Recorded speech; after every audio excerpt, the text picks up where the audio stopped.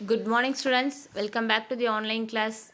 Last few session, we have to learn from the lesson Introduction to Microeconomics.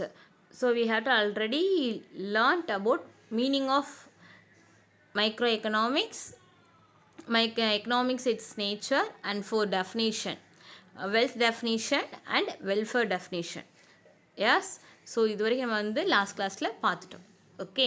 So who define wealth definition? Can you guess? Anybody know the answer? Yes, Adam Smith. Adam Smith defined the wealth definition. So last week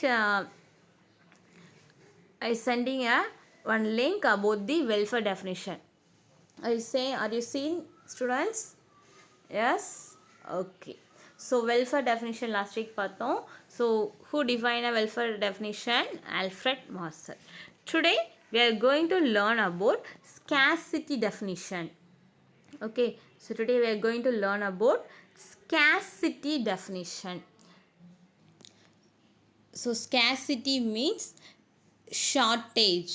Okay, scarcity என்ன சொல்லணும்னா shortage. ஷார்ட்டேஜ்னா பற்றாக்குறை அப்படின்னு சொல்லுவோம் இல்லையா, அதான் shortage. Okay, so ஸ்கேசினா simple meaning shortage ஞாபகம் வச்சுக்கோங்க. Okay, so this theory is given by Lionel Robbins. Okay, so the Lionel Robbins published a book an essay on the nature and significance of economic science. Okay, in the year 1932. So in the 1932 he published a book. The book name is an essay on the nature and significance of economic science. So நான் ஃபஸ்ட்டே பார்த்துட்டோம் economic, அதாவது future class அப்போது economic சயின்ஸா social சயின்ஸா ஆர்ட்டா அப்படின்றது பார்ப்போம். So இவர் எதை எப்படி டிஃபைன் பண்ணியிருக்காருனா எக்கனாமிக்ஸ்ன்றது ஒரு சயின்ஸ் அப்படின்னு டிஃபைன் பண்ணியிருக்காரு. ஸோ எக்கனாமிக்ஸோட நேச்சர் அண்ட் சிக்னிஃபிகன்ஸ் முக்கியத்துவத்தையும் அதோடைய இயல்புகளை பற்றி ஒரு புக்கு பப்ளிஷ் பண்ணியிருக்கார்.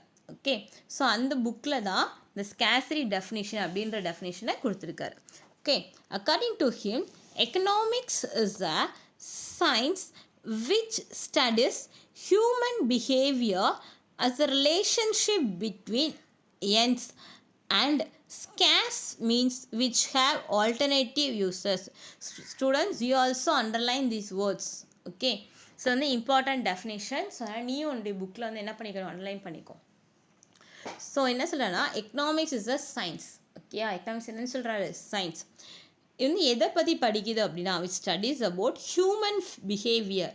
ஹியூமன் பிஹேவியர் மனிதர்களுடைய நடத்தைகள்.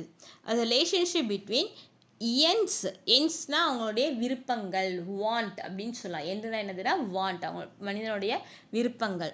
ஸோ விருப்பங்களுக்கும் ஸ்கேர்ஸ் என்ன சொன்னேன், ஷார்ட்டேஜ் பற்றாக்குறைன்னு சொன்னேன் இல்லையா. ஸோ இது ரெண்டுக்கும் உள்ள difference mean which have alternative use.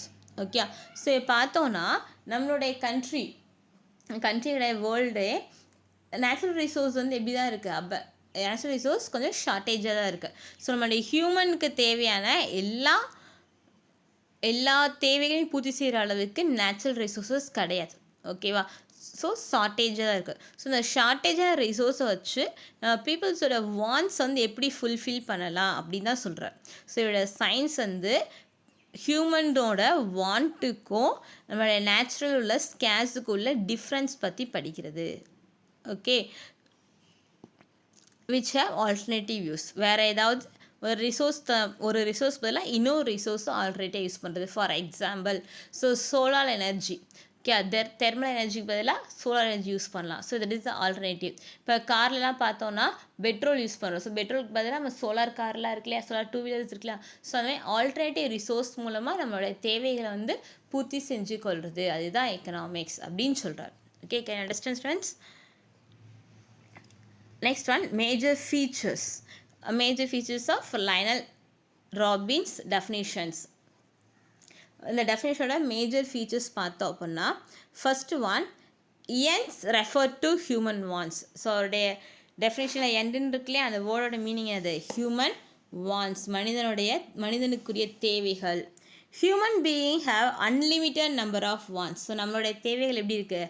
Unlimited. ஒரு தேவை முடிஞ்சோடனே திரும்ப திரும்ப என்ன செஞ்சுட்டே இருக்கும்? நம்மளுக்கு தேவைகள் தோன்றிக்கொண்டே இருக்கும். அதுதான் சொல்கிறாங்க.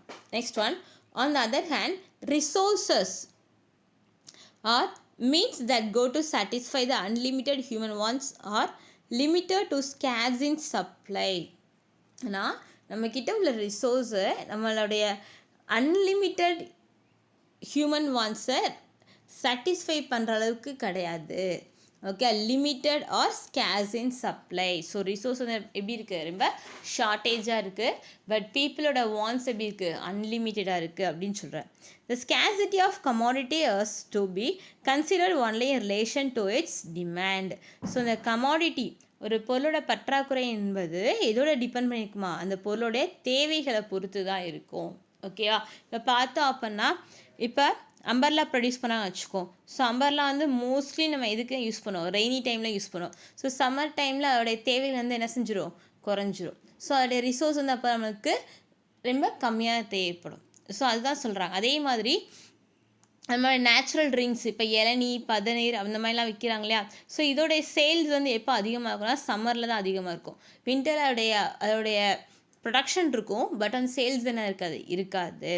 ஆனால் சம்மரில் வந்து ப்ரொடக்ஷன் இன்க்ரீஸ் பண்ண முடியாது. ஓகே, ப்ரொடக்ஷன் கம்மியாக இருக்கும், பட் அதோடைய தேவைகள் டிமாண்ட் வந்து எப்படி இருக்கும்? அதிகமாக இருக்கும். அதுதான் சொல்கிறாங்க. ஸோ ஒரு பொருளுடைய ஸ்கேசிட்டி, ஒரு பற்றாக்குறை எதை பொறுத்துனா அதுக்குடைய தேவைகளை பொறுத்து தான் மாறுபடும் அப்படின்னு சொல்கிறாங்க. ஓகேவா?